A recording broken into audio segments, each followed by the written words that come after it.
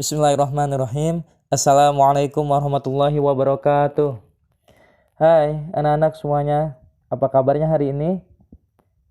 Semoga kita semua selalu disehatkan serta dalam lindungan Allah Subhanahu wa taala. Amin ya robbal alamin.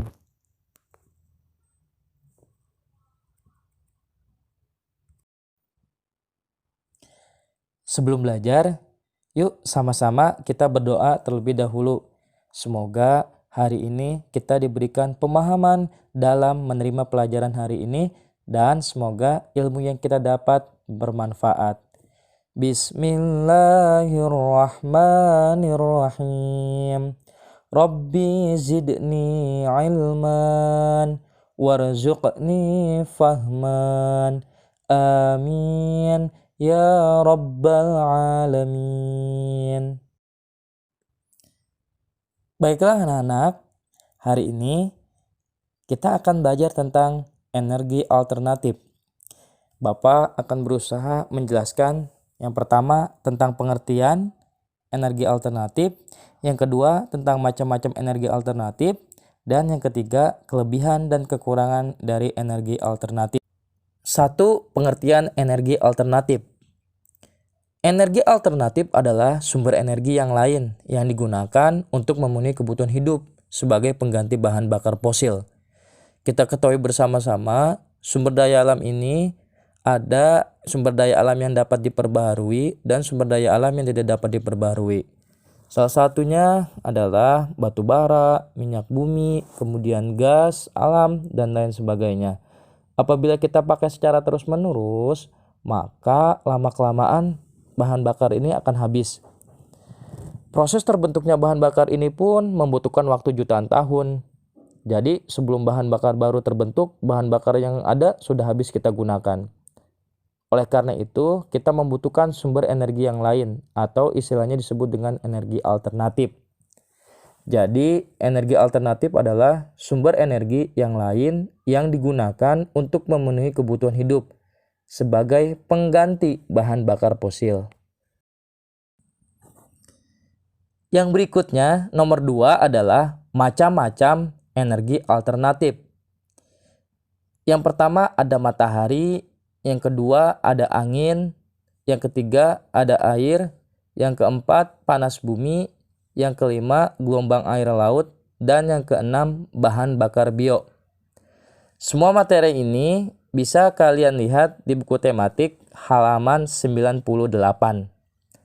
Bapak ulangi lagi, macam-macam energi alternatif yang bisa dimanfaatkan. Yang pertama adalah matahari, kedua angin, ketiga air, yang keempat panas bumi, yang kelima gelombang air laut, dan yang keenam adalah bahan bakar bio. Matahari. Matahari merupakan sumber energi utama di bumi.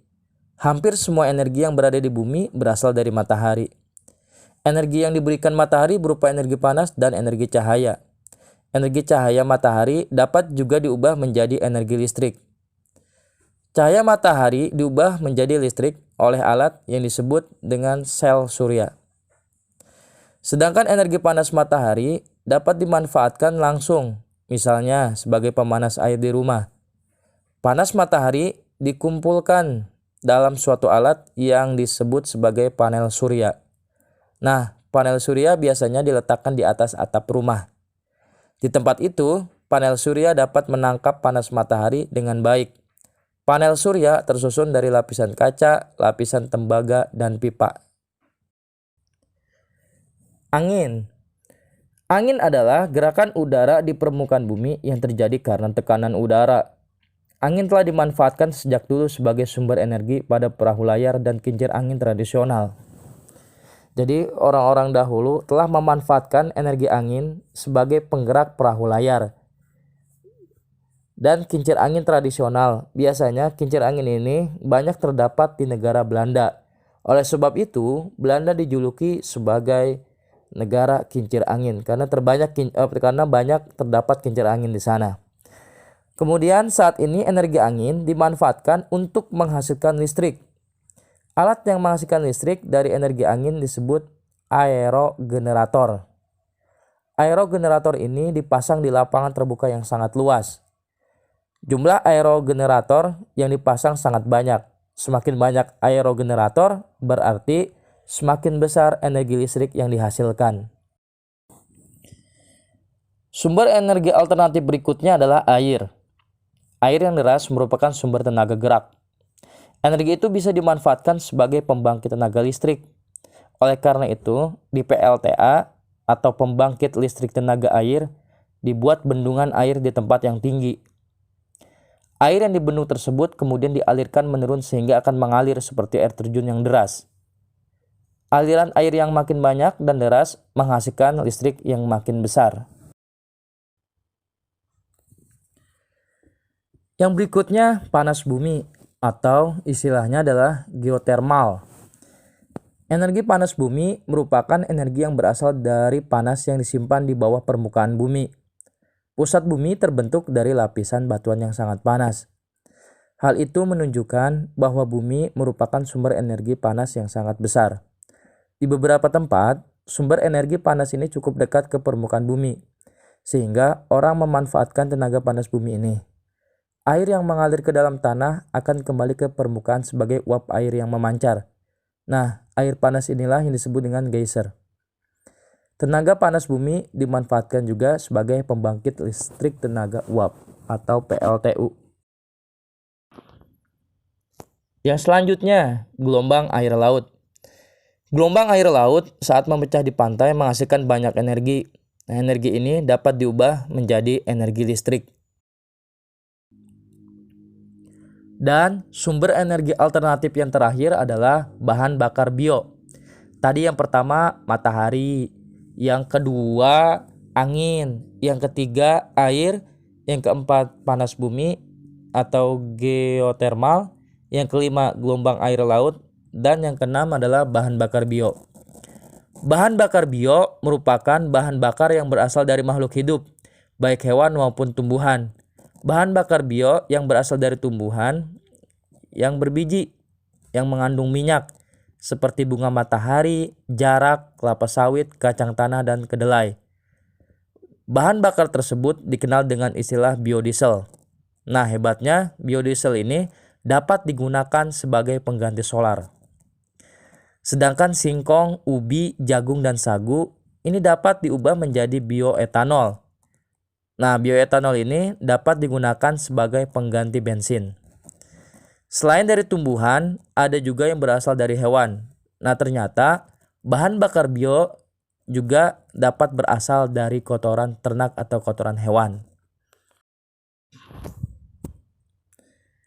Pengertian sudah, kemudian macam-macam sudah, dan sekarang ke pembahasan berikutnya adalah tentang kelebihan dan kekurangan dari energi alternatif. Kelebihannya dulu. Yang pertama, dapat terus digunakan karena tidak akan habis. Yang kedua, energi yang dihasilkan oleh sumber energi alternatif sangat besar. Dan yang ketiga, energi alternatif tidak mencemari lingkungan. Itu merupakan kelebihan dari energi alternatif. Nah, adapun kekurangannya, yang pertama, dibutuhkan biaya yang sangat besar untuk memanfaatkan energi alternatif. Kekurangan yang kedua, dibutuhkan teknologi yang tinggi untuk mengubah energi alternatif menjadi bentuk energi yang dapat digunakan. Dan yang terakhir, kekurangannya, tersedianya energi alternatif dipengaruhi oleh musim.